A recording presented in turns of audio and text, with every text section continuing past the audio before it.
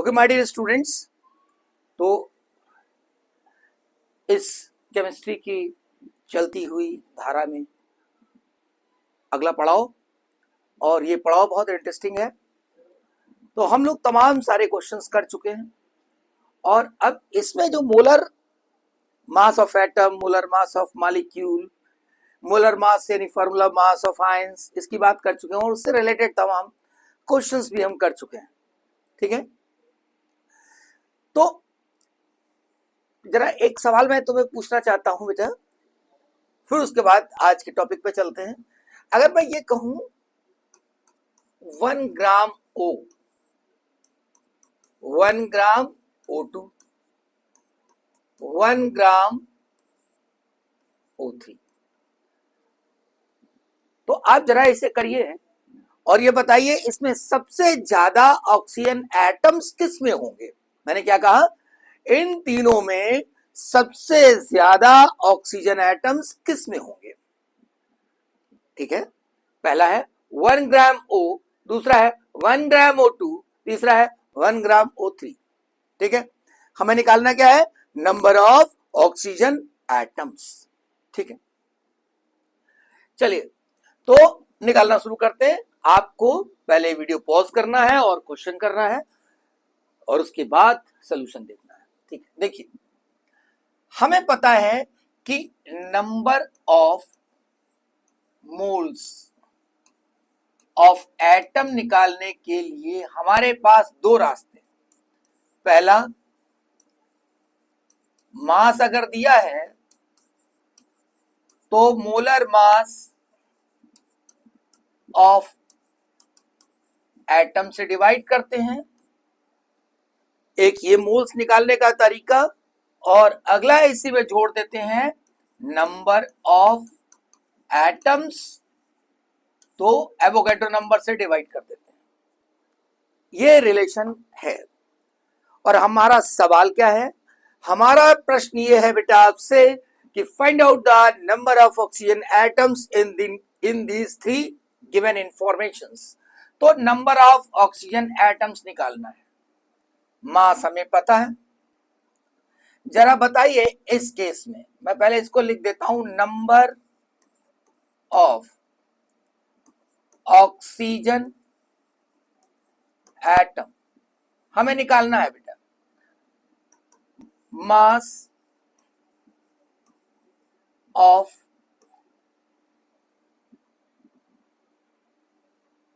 Compound लिख सकते हैं, mass in grams upon molar mass of atom into n। बेटा नंबर ऑफ ऑक्सीजन एटम्स बराबर होगा mass in grams upon molar mass of atom, और n इधर चला आएगा मल्टीप्लाई करके, तो हमें नंबर ऑफ ऑक्सीजन एटम्स पता चल जाएंगे। अच्छा, तो अब मास कितना है, 1 ग्राम। अब जरा बताइए बेटा एटॉमिक मास कितना होगा ऑक्सीजन का। यहां पर ऑक्सीजन का एटॉमिक मास ही तो होगा, यहां भी ऑक्सीजन का ही एटॉमिक मास होगा। हम चाहे O लिखें, हम चाहे O2 लिखें, हम चाहे O3 लिखें, हम ऑक्सीजन एटम के फॉर्म में लिख दें, हम O2 लिख दें ऑक्सीजन गैस, हम O3 ओजोन गैस लिख दें, और सब में अगर हम आपसे पूछें बताइए ऑक्सीजन का एटॉमिक मास क्या है, तो आप क्या कहोगे, आप कहोगे कि 16। तो हम 16 लिख देते हैं, और अगर 16 लिख देंगे n से मल्टीप्लाई कर देंगे तो एटम्स आ गए। इसका मतलब n/16 ऑक्सीजन एटम्स। ठीक है, यानी सब में सेम होंगे, और आप जो इसमें ज्यादा बता रहे हो ना, रॉन्ग है। ठीक है, चलिए अब देखते हैं इसको।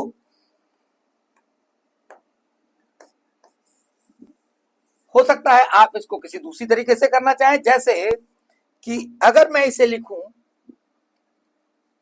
1/16 इसका एटॉमिक मास इनटू n, तो ये आ गया नंबर ऑफ एटम्स। इस केस में 1, और आपके दिमाग में आ रहा होगा कि यहां 32 लिखें।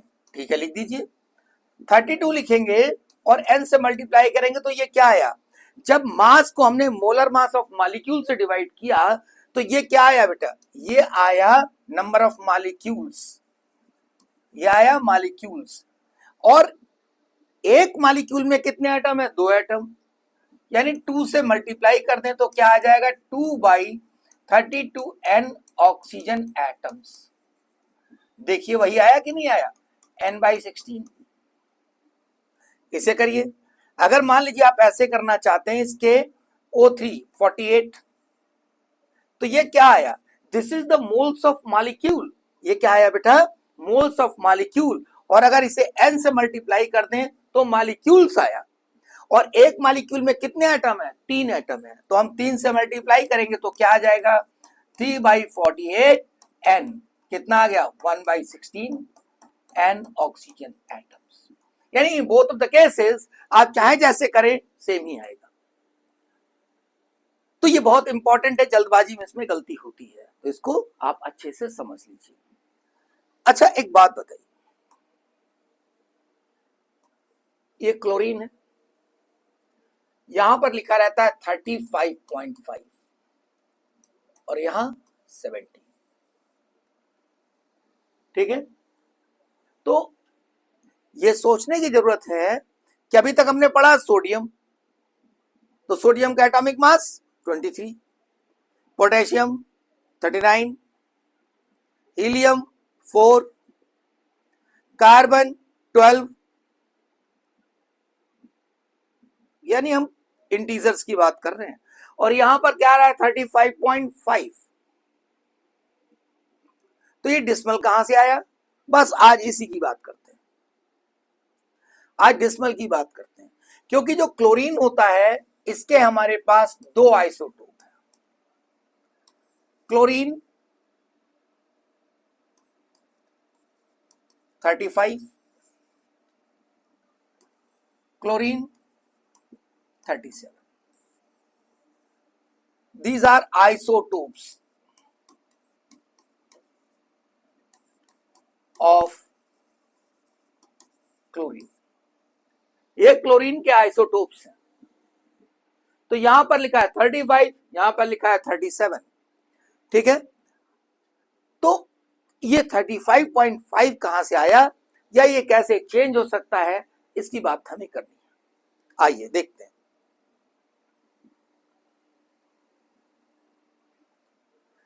देखो बेटा, अगर कोई एटम है,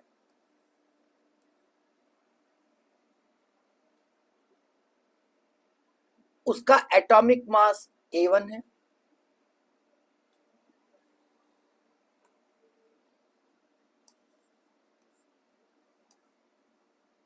ये A1 और A2 ये आइसोटोप्स हैं ऑफ A। A1 और A2, these two isotopes of element A। मानी बात है, इसका जो मास नंबर होगा, mass number is different and atomic number is same.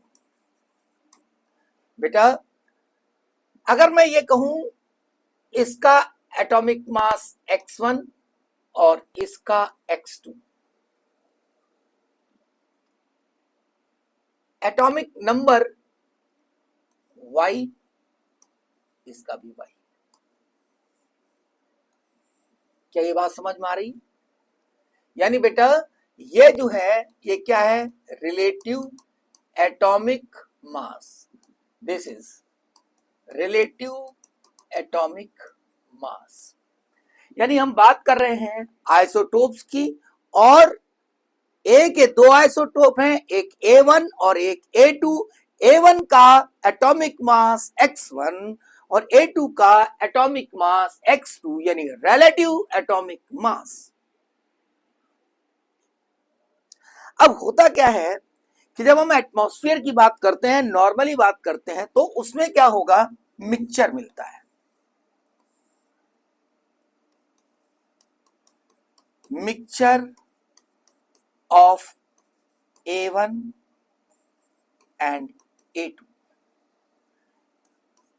यानी जो हमारा एलिमेंट A है वो नॉर्मली जो किसी सिलेंडर में अगर भरा हुआ है क्लोरीन गैस, किसी सिलेंडर में ऑक्सीजन गैस भरा हुआ है, कहीं पे कार्बन रखा हुआ है, तो वहां पर क्या होगा, वहां पर कुछ परसेंटेज हमारा स्टेबल वाला होगा और कुछ परसेंटेज अनस्टेबल वाला होगा। यानी जब आइसोटोप्स होते हैं तो उसमें कोई बहुत ज्यादा स्टेबल होता है और कोई बहुत कम स्टेबल होता है। जो ज्यादा स्टेबल होता है उसका परसेंटेज ज्यादा होता है, जो कम स्टेबल होता है उसका परसेंटेज कम होता है। लेकिन होंगे तो दोनों ही, होंगे तीनों ही। अगर दो हैं या तीन है, जैसे हाइड्रोजन है, hydrogen, deuterium and protium, hydrogen, deuterium and tritium, sorry, hydrogen, deuterium and tritium, these three are isotopes of hydrogen। अगर आप एनसीईआरटी देखोगे तो आपको न्यूमेरिकल भी मिलेगा इस पर और बहुत आसानी से हो जाएगा। तो बेटा यहां पर देखिए mixture of A1 and A2, मान लेते हैं इसका N1 मोल्स है और इसका N2 मोल्स है। भाई जो मिक्सचर है वहां पर तमाम सारा A होगा, यानी उसके अंदर A1 भी है और उसके अंदर A2 भी है। कुछ मोल्स A1 के होंगे, कुछ मोल्स A2 के होंगे। मान लेते हैं कि A1 के मोल्स कितने हैं N1 और A2 के मोल्स कितने हैं N2। कोई परेशानी? ठीक। अब मैं लिख रहा हूं मास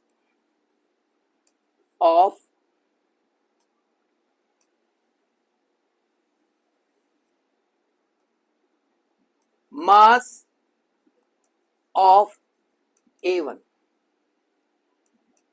in the mixture। ठीक है बेटा, mass of A1 in the mixture, जल्दी से बताइए कितना होगा। हाँ बिल्कुल सही है। मास निकालने के लिए हमें क्या करना पड़ेगा, नंबर ऑफ मोल्स को एटॉमिक मास से मल्टीप्लाई कर दें, ग्राम में मास आ जाएगा, यानी मोलर मास से मल्टीप्लाई कर दें। तो देखिए यहां पर मैं लिखूंगा मोल्स कितने बेटा N1 और A1 का जो रिलेटिव मास है X1, तो मोलर मास कितना हो जाएगा X1 ग्राम। तो ये मास आ गया ग्राम में। यानी इसका मतलब इस मिक्सचर के अंदर A1 का मास कितना होगा N1 इंटू X1। अच्छा, mass of A2 in the mixture, मुझे नहीं लगता आप बताने की जरूरत है, N2X2 grams. Is it okay? इसका मतलब अब हम ये कह सकते हैं कि total mass of the mixture क्या होगा, इसको मैं लिख सकता हूं N1 X1 N2 X2 grams. इसका मतलब मिक्सचर का मास आपको पता चल गया। और अगर आपको मिक्सचर का मास पता चल गया तो मैं एक लाइन लिखने जा रहा हूं, जरा देखिए क्या सही है। Mass of N1 plus N2 moles of the mixture is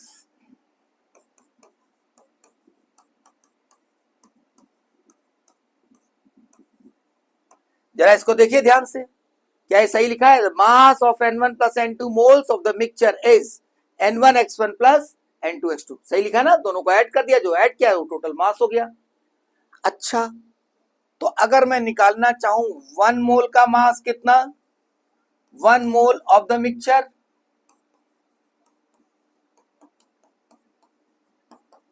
क्या होगा बेटा, N1 X1 N2 X2 upon N1 plus N2। ये हो गया। ऊपर मास लिखा है ग्राम, नीचे मोल्स, तो इसकी यूनिट क्या हो गई, ग्राम पर मोल। एकदम एक एक चीज को ध्यान से देखोगे तो समझ में आ जाएगा। मतलब बेटा क्या मतलब हुआ इसका? एक मोल का जो मास है, mass of 1 mole is what? क्या पढ़ाया गया आपको लास्ट वीडियो लेक्चर्स में? जो मैंने डिस्कशन किया है वो क्या था? वो था एक मोल का जो मास होता है उसे हम कहते हैं मोलर मास, वो किसी चीज का हो। 1 mole of atom, molar mass of atom. 1 mole of molecule, molar mass of molecule. 1 mole of ion, molar mass of ion. 1 mole of electron, molar mass of electron. 1 mole of proton, molar mass of proton, likewise. तो यहां पर क्या हुआ? यहां पर भी तो molar mass है, लेकिन ये मिक्सचर का है जिसके अंदर 2 आइसोटोप है। तो हम क्या लिखेंगे? Average molar mass of atom. Average molar mass of atom N1 X1 N2 X2।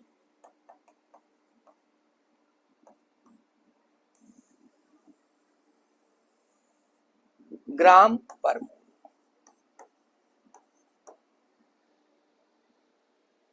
ये इसका फार्मूला बना, ठीक है। अच्छा, अब चलते हैं क्लोरीन की तरफ, कॉन्सेंट्रेट करते हैं जरा क्लोरीन पे। हमें पता है क्लोरीन पता है हमें, ये 35.517, यहां पर 35 और ये 37। अगर मैं ये कहूं कि ये यहां पर इस मिक्सचर में, ये मिक्सचर लिया गया क्लोरीन का, क्लोरीन का मिक्सचर लिया गया, इसके अंदर क्लोरीन 35,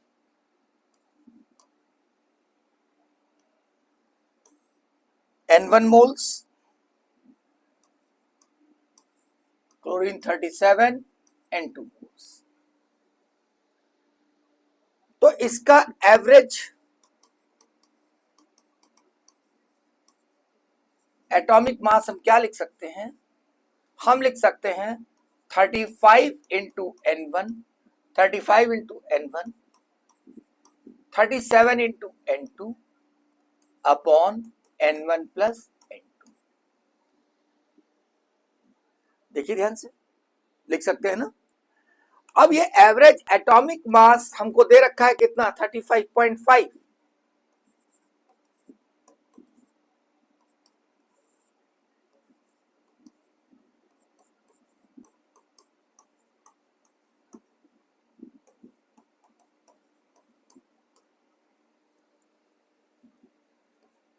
देखिए ध्यान से,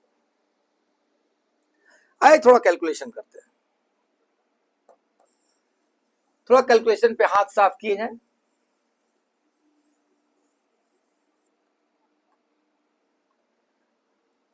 मान लेते हैं कि N1 अपॉन N2 x है,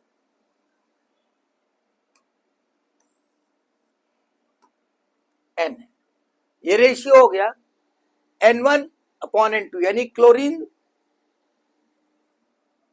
35 रेशियो क्लोरीन 37 कितना है बेटा?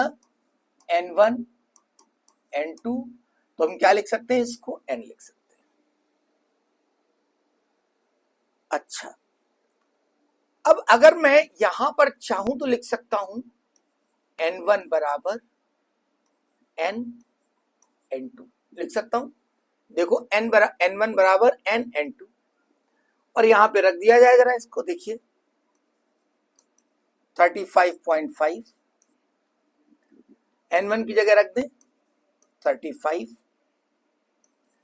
N N2 37 N2 upon N1 की जगह रख रहा हूं मैं, N1 की जगह, ये N1 की जगह रख रहा हूं मैं N N2 प्लस N2। मुझे लगता है कि आपके दिमाग में जा रहा होगा। ध्यान से देखिए, मैंने क्या किया? N1 बाई N2 को N मान लिया, यानी ये रेशियो हो गया, और N1 बराबर लिख दिया मैंने N डॉट N2 यहां से, और N1 की जगह पुट कर दिया हमने। अब देखिए 35.5, N2 कॉमन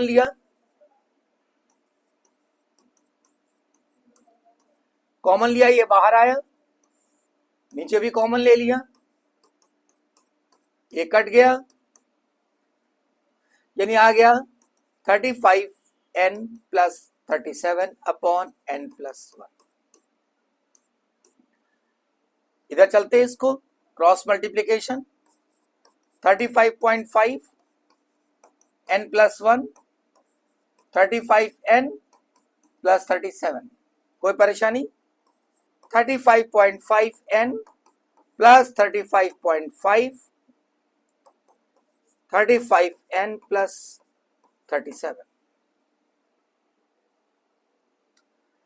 इसको इधर ले लिया जाए, 35.5 माइनस 35, n कॉमन हो जाएगा, इसको उधर जाया जाए, 37 माइनस 35.5, ये बेटा आ जाएगा 0.5, 0.5 दिख रहा है, 0.5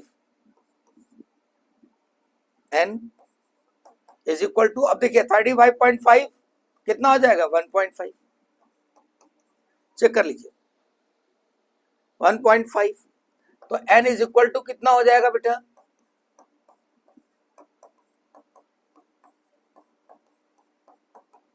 3। यानी इसका मतलब हमारे पास ये आ गया कि अगर वो कह रहा है कि क्लोरीन का एटॉमिक मास 35.5 है, तो Cl35 और Cl37 का जो रेशियो है वो 1:3 का है, N1/N2। This is the ratio of chlorine 35 is to chlorine 37। अब देखिए ये 1:3 जो आ गया, ऐसे हम और क्या काम कर सकते हैं, परसेंटेज निकाल सकते हैं, percentage of chlorine 35, percentage of chlorine 37। तो अब 1:3 का रेशियो है, इसका मतलब अगर मैं 4 कहूं तो 4 में 1 क्या है, 35, Cl35, तो 4 में 1 तो 100 में कितना, 25%, यानी Cl35 इसके अंदर कितना है, 25%, और बाकी दूसरा कितना हो जाएगा, 75%। इस तरीके का सवाल बहुत पूछा जाता है। Cl35.5 में Cl37 का परसेंटेज 75%, Cl35 का 25%। ऐसे ही ये जो हमने बात की है, अब यहां पर हम ये कह सकते हैं कि किसी भी एलिमेंट का, मैं जरा एक चीज यहां पे लिख दूं,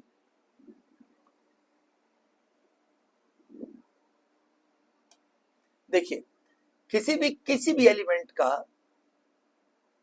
कोई भी एलिमेंट है जिसके कई सारे आइसोटोप्स हैं,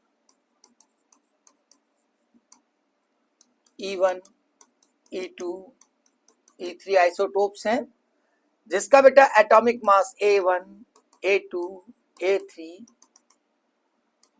रिलेटिव एटॉमिक मासेस, मिक्सचर में N1, N2, N3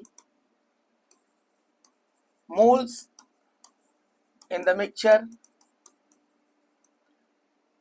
ठीक है बेटा, तो अब अगर हमें इसका रिलेटिव एटॉमिक मास लिखना है, एवरेज रिलेटिव एटॉमिक मास, तो कैसे लिखेंगे हम, A1 N1, A2 N2, A3 N3 upon N1 N2 plus N3, ऐसे लिख सकते हैं इसको।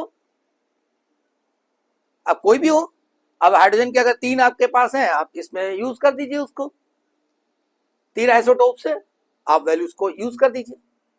तो इसको जनरली कैसे लिख सकते हैं?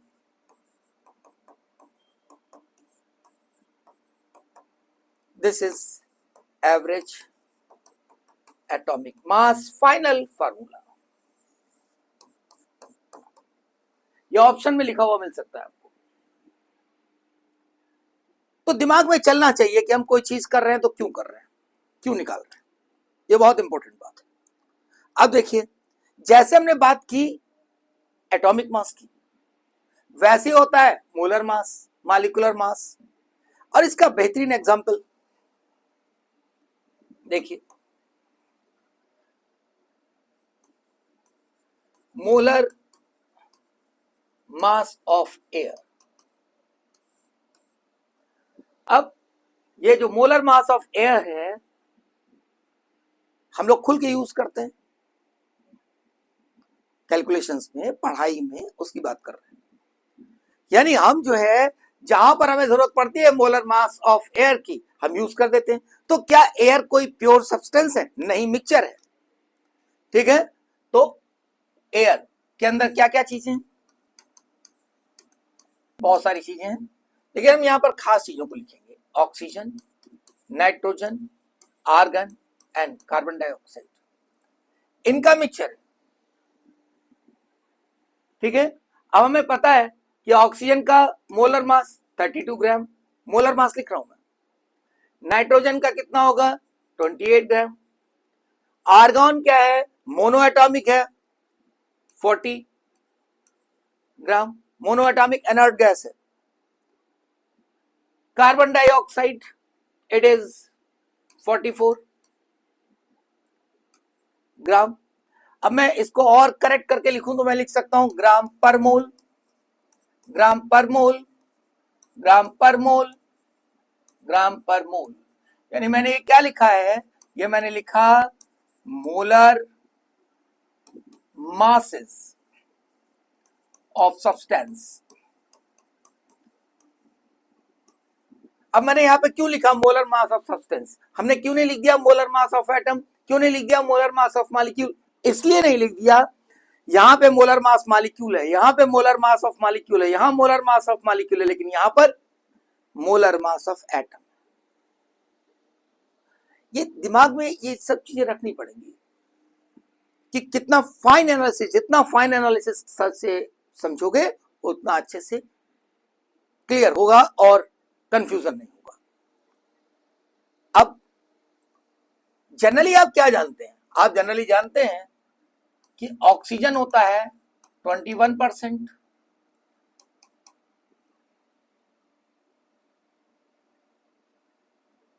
जनरली जो लेते हैं, जनरल में जो लेते हैं 20%, और नाइट्रोजन कितना होता है? 80%।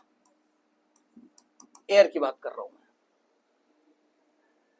लेकिन एक्चुअली थोड़ा सा अलग है मामला। यहां पर लिखा जाता है 21%, ये 78%। 1% का जो दिखाई दे रहा है डिफरेंस, वो क्यों है? ये 0.1% है और ये 0.9%। ध्यान से समझिए, इसका मतलब ये हुआ बेटा कि हम एयर की अगर बात करें, लेट 100 मोल्स ऑफ एयर,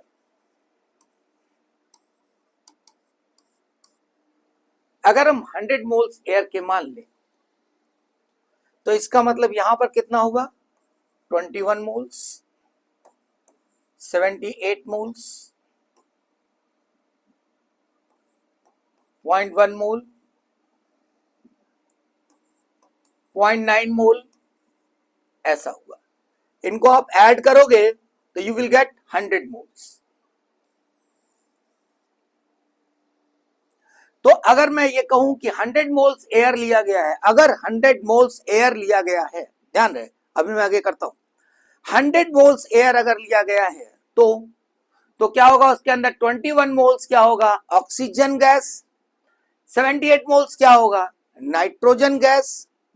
0.1 मोल क्या होगा? आर्गन। और 0.9 मोल क्या होगा? Carbon dioxide. चलिए आगे चलते हैं। अब हमने ये मिक्सचर ऐसे लिख लिया, इसके अंदर oxygen, nitrogen, argon and carbon dioxide. Oxygen कितना बेटा बताया? 21%।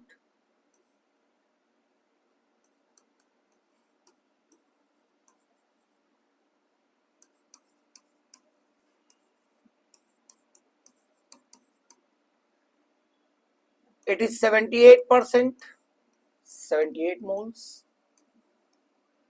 Argon 0.1%, 0.1 मोल, ये जीरो है, ठीक है। 0.9%, 0.9 मोल। 100 मोल एयर हमने लिया है इसमें। तो अब बेटा मास ऑफ ऑक्सीजन 21 इंटू 32। मुझे नहीं लगता इसमें कोई परेशानी, क्योंकि अगर आप देखें तो मैंने यहां पीछे सबका मोलर मास लिख दिया है।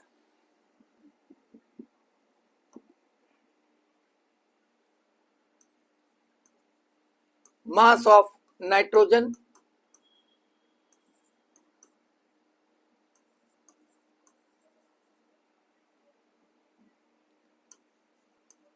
mass of argon,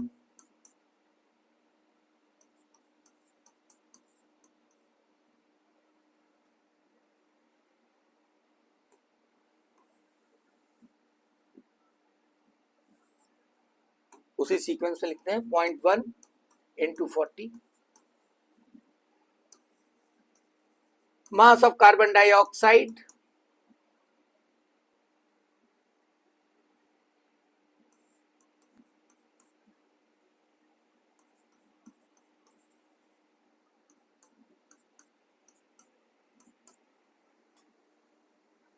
अब ये कैलकुलेशन किया जाए।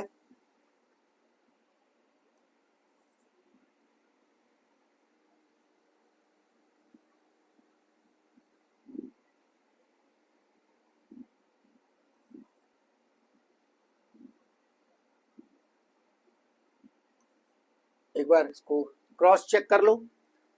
21 टू ज़ा 42, 4 आएगा, एंड 21 3 ज़ा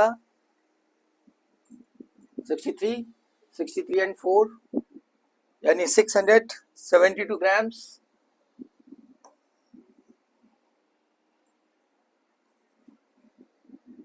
तो ग्राम्स। अब इसको देखिए 78, 28 से मल्टीप्लाई करना पड़ेगा।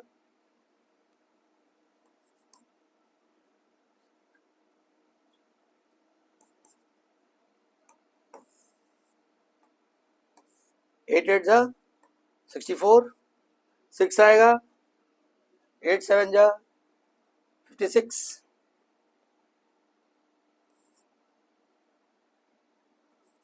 एक बार चेक कर लेना, ठीक। 2 8 जा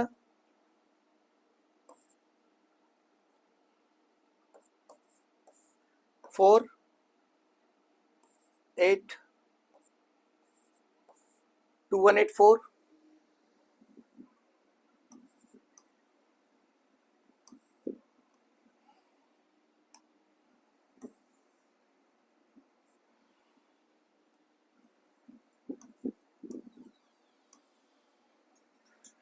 This is 4 gram, I think, and this is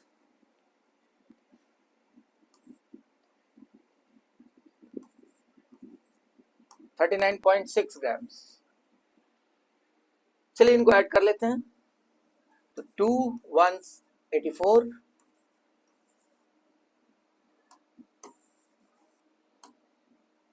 2 1 8 4, 6 7 2 4, 39.6।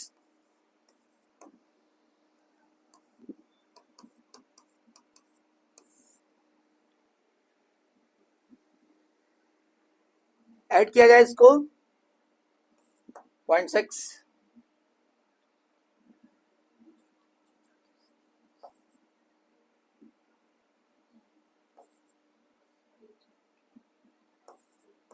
यह आया बेटा 2899.6 ग्राम्स।